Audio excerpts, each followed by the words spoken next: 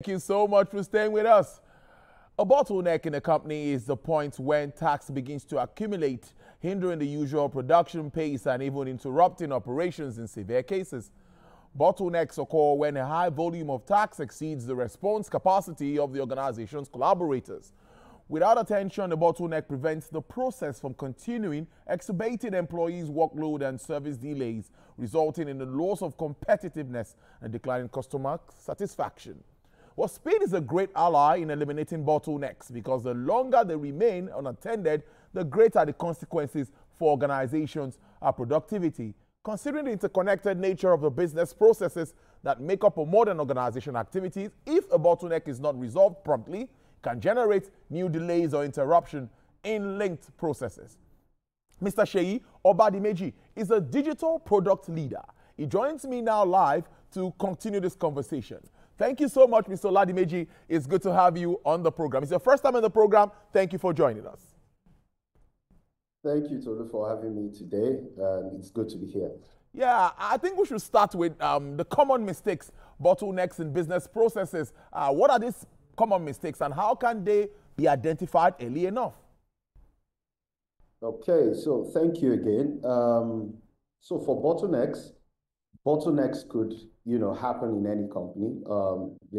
Most enterprises are always having bottlenecks one way or the other, either from processes or even approvals.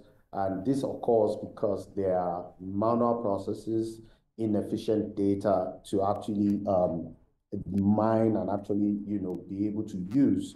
We have siloed communication and, of course, outdated or legacy systems. Legacy systems are systems, they have been in existence, but they don't match up with current realities of technology. And of course, you will notice that this leads to delays, resource wastage, and of course, customer dissatisfaction, which most companies wouldn't want. So based on the question you just asked, identifying them early is quite important. It requires real-time monitoring and of course, process mapping and of course, feedback loop, which is quite important. And then of course, you need to always listen to your customers, listen to your employees. Once your employees are speaking about a particular process, it's taking a lot of time, turnaround times as being slow, and you see that your customers are always complaining, or you get reports from your customer service reps, it means that you need to actually focus on those bottlenecks and do a deep dive in terms of understanding what the gaps are, what the root causes, and of course, resolve them. I can give you like a practical example. You can imagine if you are in a busy airport and of course, with just one security checkpoint, you can imagine 100 of passengers waiting, flights getting delayed, because that's practically a bottleneck where there's only just one security personnel trying as much as possible, to pass through that gate. And of course, you need to actually, improve that kind of process. Sometimes all these other processes, are based on legacy systems, like I mentioned earlier. Legacy systems, are not at par with recent technology. You want to onboard customers, and of course, you are using paper-based onboarding process.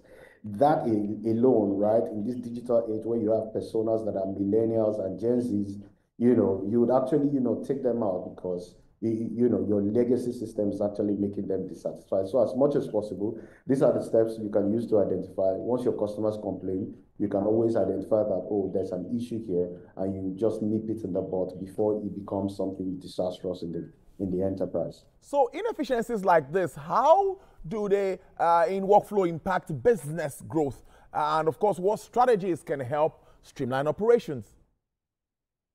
A fantastic question there. So inefficiencies usually would lead to higher operational cost, right? Slower decision making, and of course, loss of revenue opportunities. And I can tell you multiple examples, but of course, because of time, I will just go straight to the point. So they also reduce employee productivity and of course, customer satisfaction.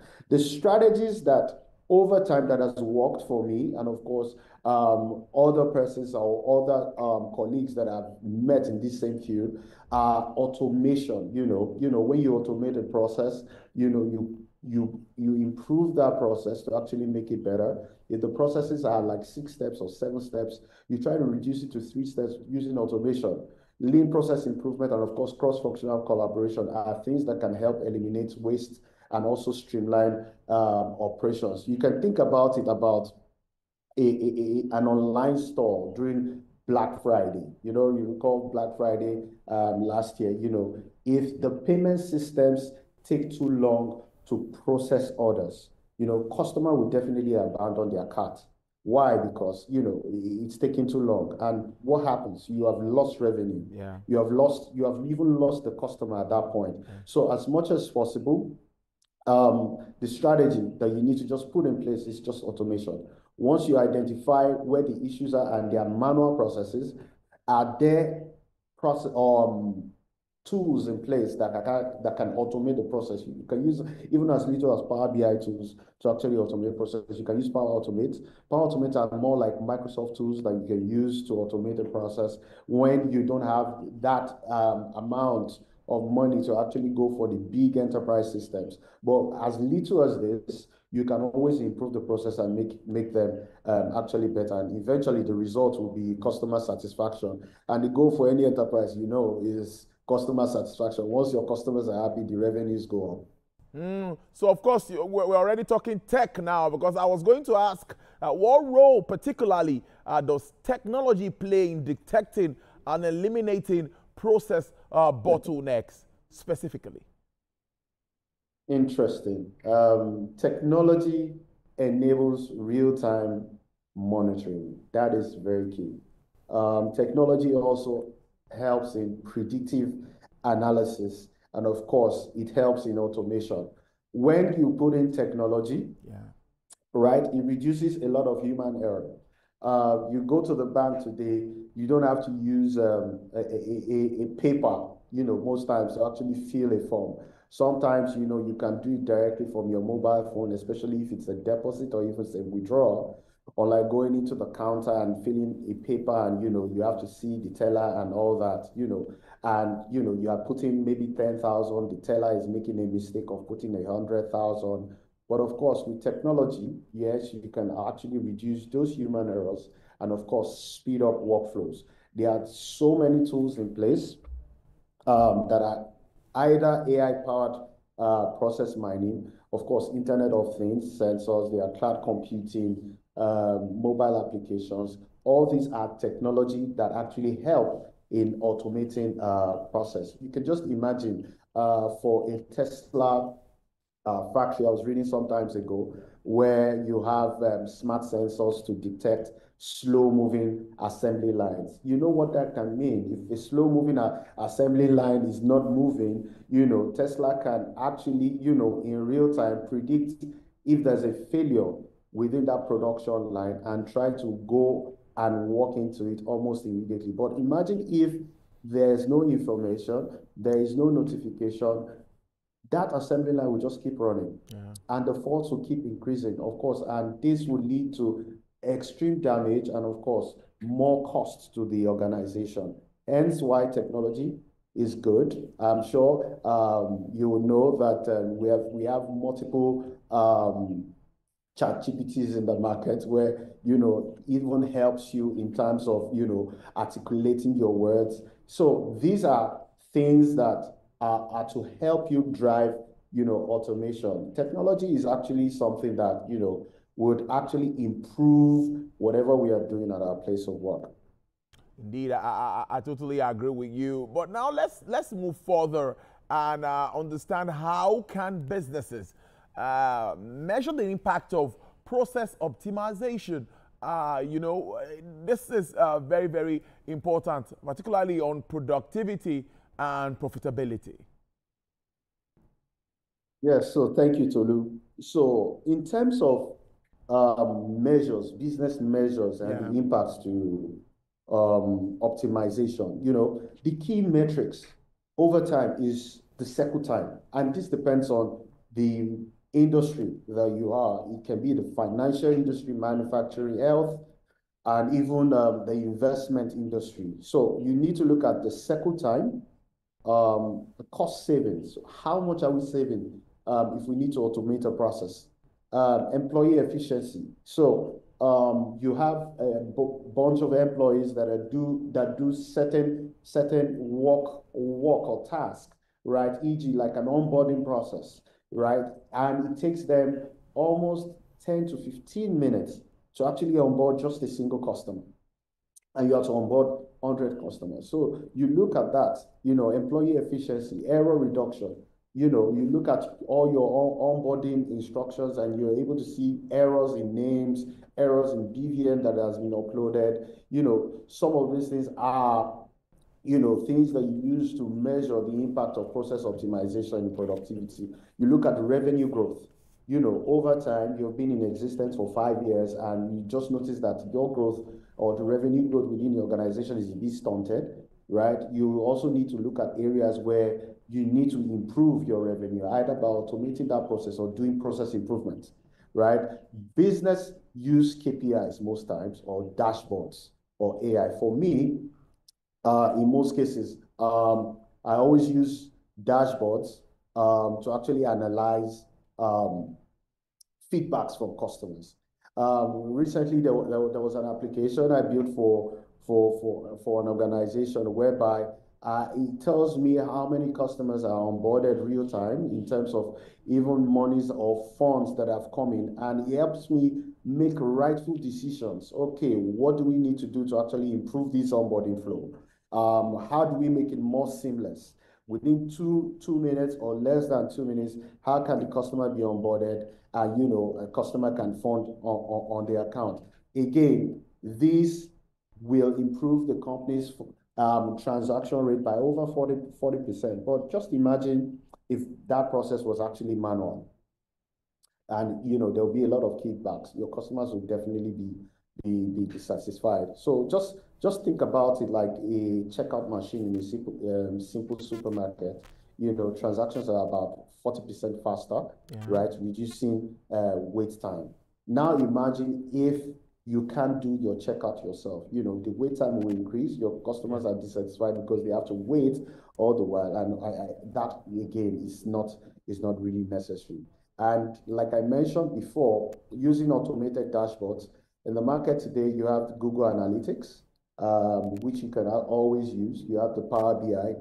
Power BI is a tool that companies can actually use to actually measure efficiency in terms of either processes, in terms of onboarding, in terms of count, transaction count, and all that. And companies using this usually always experience 30% cost savings and of course 50% faster workflow, which is a game changer in today's fast-moving economy. But what are now the key steps to creating a sustainable framework for continuous process improvement now? How do you sustain this? Okay, thank you, Tolu, for this. So for you to create the steps, ideally, based on my experience, when I go to an organization, okay, and you need to actually understand, first of all, do a current assessment. What exactly is this company doing? You need to understand the business needs before you jump in and say, oh, you want to improve the process or you want to do process automation. If you don't understand the business, you can't do anything. You can't just do anything. So first off, you do need to do assessing current processes, identify the inefficiencies, either through audit, either through feedback, either through job shadowing. Those are just things that you need to do first to understand the current state of the organization. And once you're able to understand that, you identify the gaps and you start creating recommendations. Now your recommendations can come in two types. It can come as process improvements and it can come in as process automations. Your process improvements can be low-hanging fruits. Your process automation, maybe due to costs or resources, you can phase them out in bits, either phase 1 or phase 2 or phase 3, depending on the organization's capacity to actually take on automation. The second part is leveraging on technology. I've mentioned before that you can use technology as key steps in maintaining sustainable framework for continuous improvement. You can implement AI. Most companies now use AI to actually understand, okay, if I need to give loans to this person, what as the person, how much loan can I give this person based on their salary, based on the tariff, the airtime they buy, based on the data they buy. All these are AI implementations which can actually give feedback to loan companies or investment companies before they give out loans to customers. You can also leverage on employees and customer feedback, which is also very important. So you can't be in an organization and not listen to your customers. They say customers are king, right? Excuse me. As customers are king, you need to always listen to them, see ways where you can always improve their processes. And once your customer is happy, trust me, it brings a lot of income to the company. Again, you need to foster a culture of innovation. You can be in an organization and your staff are not ready for the innovation. They are not ready for the change.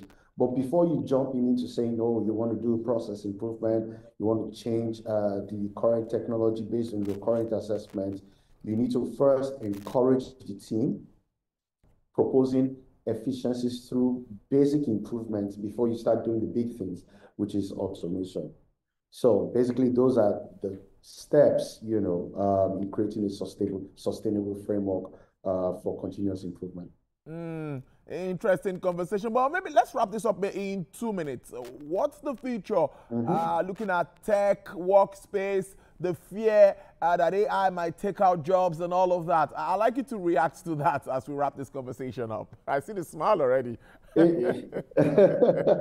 Yes, because why I'm smiling is because it's something that, I keep hearing every day. People come to me, so what is AI going to take our jobs? I tell you. What are we going to do? Really, AI isn't going to take your job, right? AI is there to actually support and make you scale as a business or as a company. We just need to embrace, AI and automation, which will definitely help us in data-driven decision making, which will help us survive in this thriving, fast-paced digital world. The future of work isn't just about speed, it's also about being smart and being efficient. Interesting stuff. Seyi Obadimeji is a digital product leader. Thank you so much for joining the program. Hope to see you again soon. Thank you very much, Tolu, and thanks for having me here. Enjoy the rest of your day. All right, then. Well, another interesting conversation there. The market